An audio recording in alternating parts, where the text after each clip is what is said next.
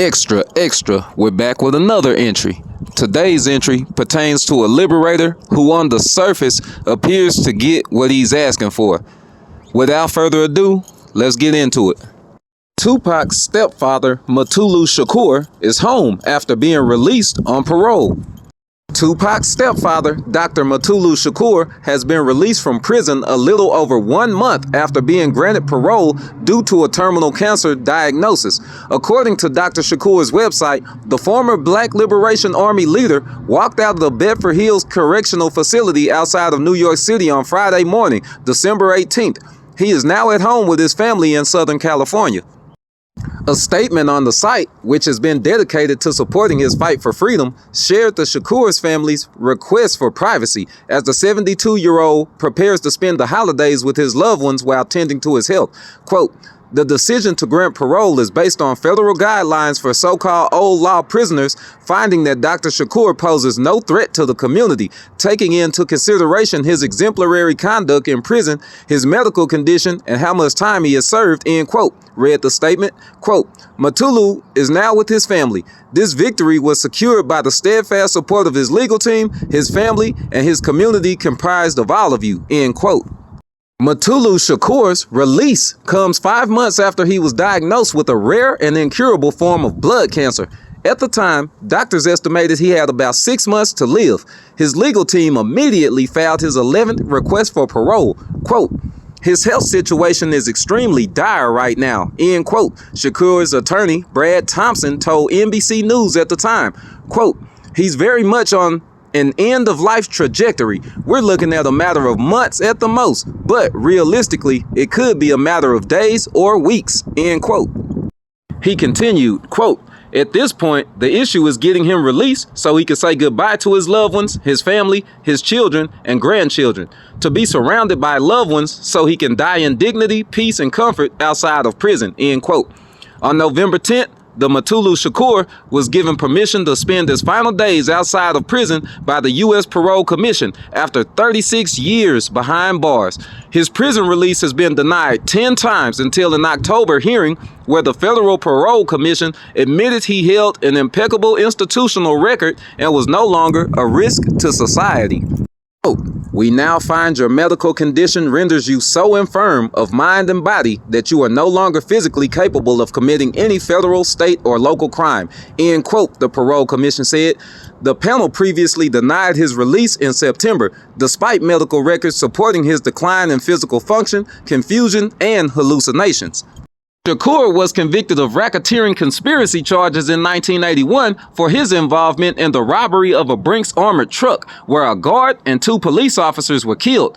He took responsibility for his actions and expressed remorse before later being convicted for helping his sister, 2pac's activist godmother Assata Shakur, escape from prison. Mutulu Shakur was incarcerated under so-called old law, a set of federal sentencing guidelines in place for crimes before 1987, meaning his parole decisions have been under the oversight of a U.S. Parole Commission that was intended to be phased out decades ago. A judge who rejected his request for compassionate release in 2020 told Shakur he could reapply at, quote, "the point of approaching death," end quote. That same judge, now 90 years old, was the one who sentenced him over 30 years ago. What? I know, right? Simply put, systemic racism in North America wants to prevent black liberators from setting their people free. Let's get into that. The FBI sets goals for COINTELPRO. Goal number 2. Prevent the rise of a messiah who could unify and electrify the militant black nationalist movement. Malcolm X might have been such a messiah. He is the martyr of the movement today. Martin Luther King, Stokely Carmichael, and Elijah Muhammad all aspire to this position. Elijah Muhammad is less of a threat because of his age. King could be a very real contender for this position should he abandon his supposed obedience to white liberal doctrines, nonviolence, and embrace black nationalism. Carmichael has the necessary charisma to be a real threat in this way. That's right, that old devil J. Edgar Hoover knows that when you're a young liberator, you can break your sister out of prison and put her in Havana, Cuba, beyond this North American jurisdiction. And you can raise up a child, or at least leave an example for them to follow, like Mutulu did for 2pac Shakur. This book is excellent. I've read it. I own it. It teaches about Joanne Chesimard, aka Assata Shakur. And for you guys who are wondering how long a life sentence is in the criminal justice system of North America, it's 15 years. So think about how Dr. Mutulu Shakur done 2 life sentences plus 6 years. Think about that. Anyways, this is the part of the entry where we part ways, but you know what to do. Leave me a comment in the comment section because I value you guys' opinion. What do you think about Dr. Mutulu Shakur being granted parole with only having a few months, weeks, or even days to live? What do you think about that? What do you think about him being involved in a bank robbery via Brink's armored truck and breaking his sister Assata Shakur out of prison? Talk to me. I still talk back. Smash that notification bell to be notified whenever I drop an entry over here at Jonda's Journal on YouTube. Hit that dislike button if you like the judge telling Dr. Mutulu Shakur he can reapply only at the age where he's about to die. Hit the like button if you like today's comment and you missed 2pac's Shakur to put some of that ism in the algorithm. Hit the share button if you want everyone else to see Dr. Mutulu Shakur's story. I don't mind. As always, subscribe. My subscriptions are going up. Thank you guys. It's a call to action. Until next time, peace.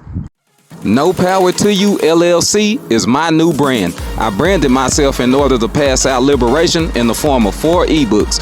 1 link, 4 ebooks, each an hour long a piece to read. Learn about race relations in North America as well as abroad between white and black people with the No Power to You Presents the Book of Lives series.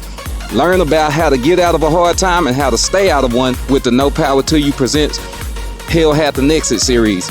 We the brand of liberation. We're playing no games. Go check me out on Amazon. Read, rate, and review.